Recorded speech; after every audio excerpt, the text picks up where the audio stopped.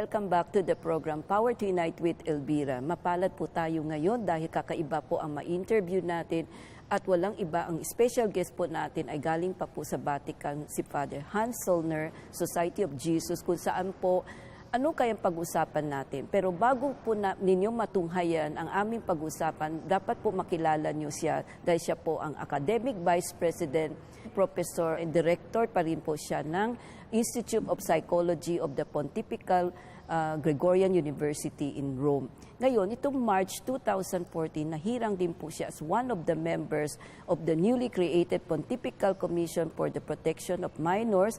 At recently, itong taon po, naging presidente na po siya ng Center for the Child Protection ng Institute of Psychology dito po sa Pontifical Gregorian University in Rome. So subaybayan po ninyo ang aming maganda at very challenging interview with Father Zollner. May biyayang darating sa atin.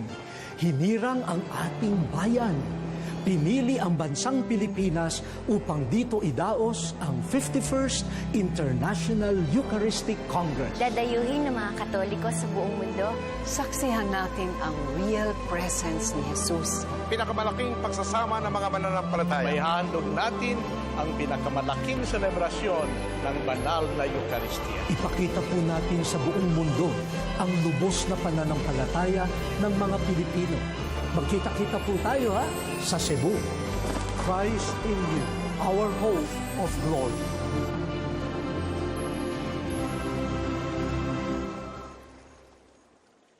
Father Zollner, welcome to the program Power to Unite with Elvira. So Thank you it's very really much.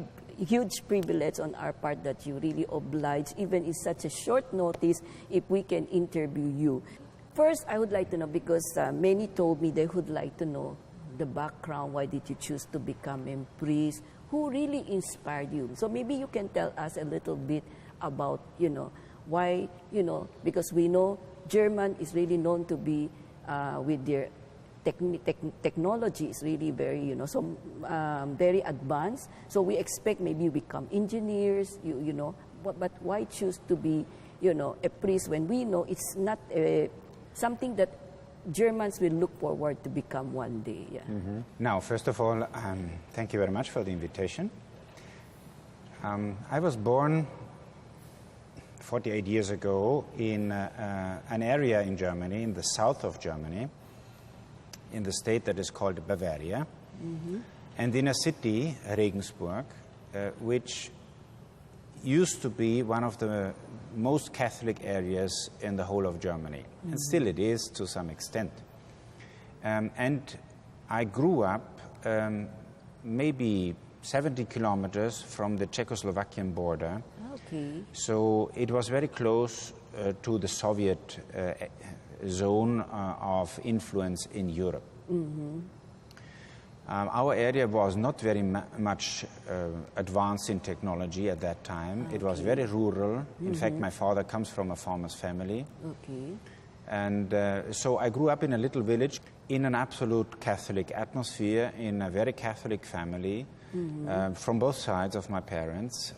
I became an altar boy very soon, so I grew up as much in the parish as in my family. From the very first years of my life on, it was normal that we went to Mass every Sunday, that I went for catechism, that I became an altar boy, that later on I became the head of the altar boys. I was in the choir of the youth of the parish. I was in the parish council later on.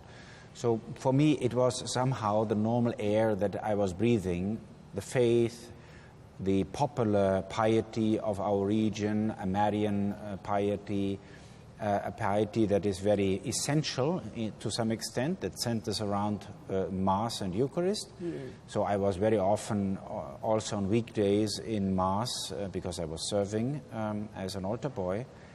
And for me, religious education was always something very interesting, to know more about Jesus, to know more about the saints. The patron saint of my church at home is St. Elizabeth, and I am born on the day of her feast day, so I always consider this as a special privilege and as something that indicated somehow a special vocation to search God. So how many brothers and sisters do you have? I do have two younger sisters. Both are married.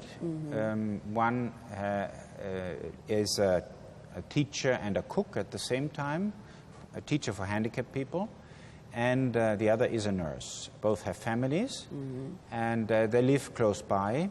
My parents are ailing now, and I'm happy that one of my sisters, the nurse, Yes. can look after them. So Father Hans, because you're the only boy, and normally they always hope that they could do other things, but not to become a priest. So how did your parents accept it, when you announced that you wanted to become a priest? Now, I announced it when I was approaching end of high school, which is in our school system at the age of 18 years. Ah, okay. And then I was about to enter into seminary because I wanted to become a priest, but I didn't know whether I become a religious priest or a diocesan priest. Okay. So when I told them around Easter, our school finishes in June, Yes. so it may have been March, April, that I told them for the first time explicitly that I wanted to become a priest. My mother started to cry, Okay. and my father was very silent, and at a certain point he said, "That is your decision, you go, you follow your call, and if this is not your call, you can always come back." So there was not in the least any kind of obstacle. There was certainly support and certainly support from my other family members, my grandmothers, my grandfathers. So it was very, very nice to feel neither an obligation to become a priest, an expectation, nor any kind of criticism about that. And there is a special thing in my schooling. I went to a public school, not a private or Catholic school. I went to a public school with a specialization in economics. Okay. But in the last 2 years of the school, we could choose certain subjects so that you had more lessons in those subjects. And I chose Latin and religious education, not economics. Okay. And we had a very good teacher in religious education who introduced us not only to the basics of theology, but also philosophy, social doctrine of the church, scripture, and all what is connected with religious practice. So it was, for me, it was clear that theology is not something abstract, is not something far away from my faith, but it's the expression, necessarily it's the expression of what I believe, has to be spelled out in an intellectual way, but also is connected to prayer life, to liturgy, to meditation. So we were conducting, for example, liturgies for our companions in school, and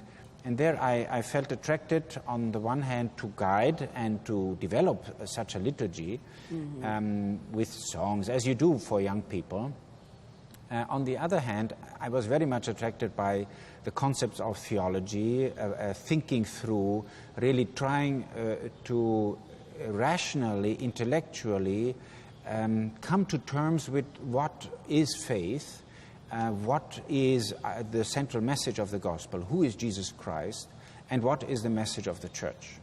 And then why choose psychology? Why major in that? This is not something very easy to understand. For this I have to explain a bit more, because first, as I said, I became a seminarian. Yes.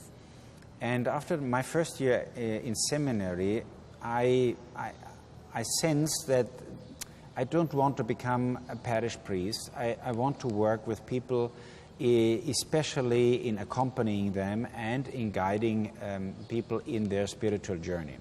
Okay. So after my first year in seminary, I did my first Ignatian spiritual exercises under the guidance of a diocesan priest who was a director of a retreat house of the Diocese of Regensburg.